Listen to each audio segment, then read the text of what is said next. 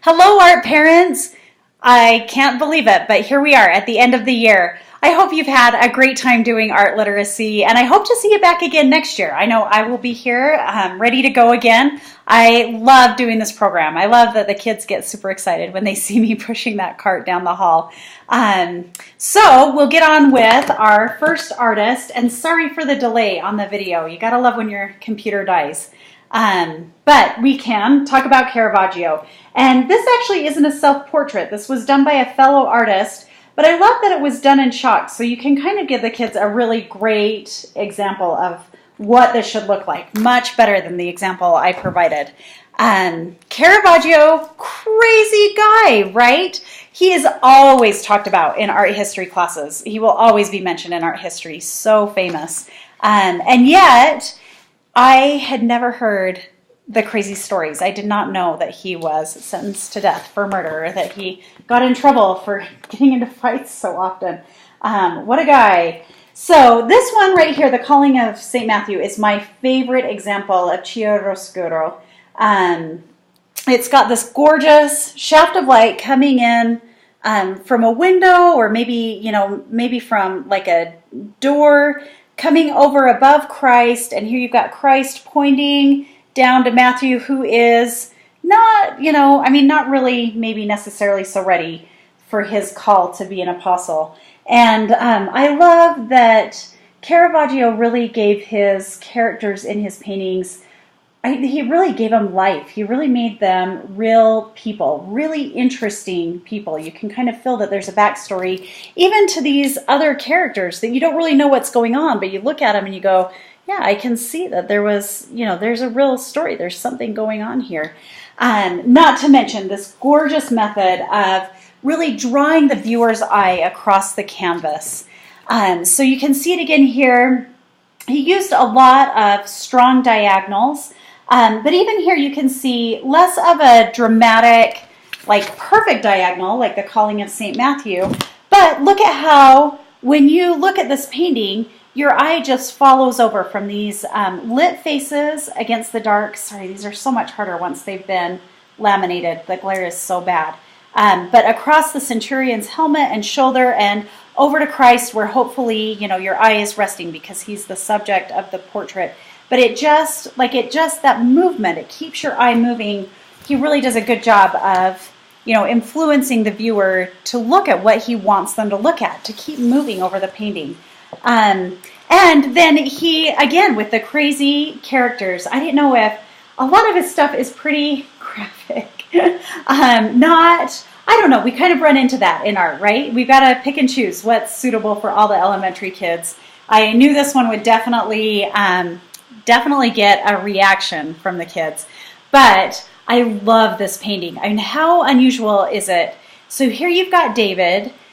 He puts himself in the self-portrait as Goliath, possibly to kind of curry favor with the Pope and say, look how repentant I am. I see that I am not the man I should be.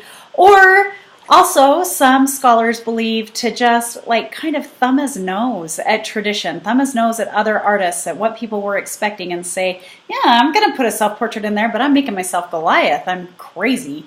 But I look at the tender, almost remorseful look on David's face, and then just that gorgeous light, so dramatic against the dark, dark backdrop.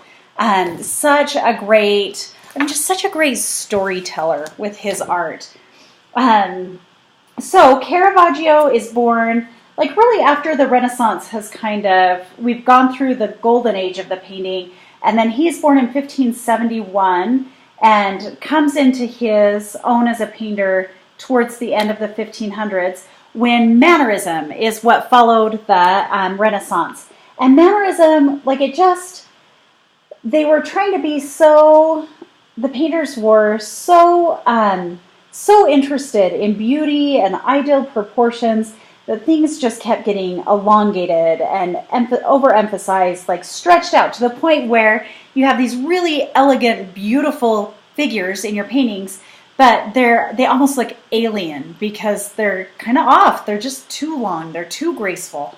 And then Caravaggio comes, and he's got these amazing, very realistic kind of rough and rowdy sometimes, but beautiful, beautiful, realistic people. And I love this. Mary Magdalene is one of my very favorites because you just see this amazing detail, the little Edelweiss flower, the lace on her cuff, and all the little pleats in her blouse, the reflections in the mirror. I mean, his work is amazing. He's a master for a reason.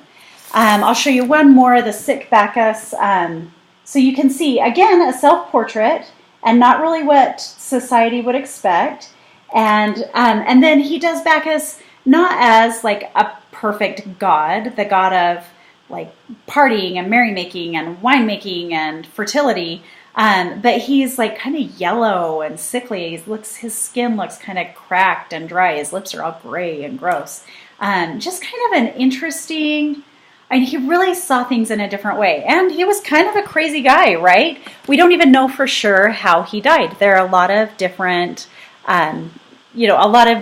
ideas. Some people think for the altercation he got into in Malta with one of the other knights, or could have been, just that he was sick and he succumbed to sickness. We don't really know.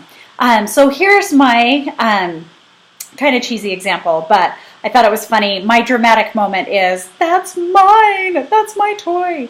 And you can see he's brought Mom in to show her, he's got my toy, and the light's coming through the window to kind of get the viewer down to where we want to see. You can see with the chalk, you just want to use kind of a light hand, and then you can kind of blend with your finger. And then I also included some color pencils because the chalks are really hard for little details.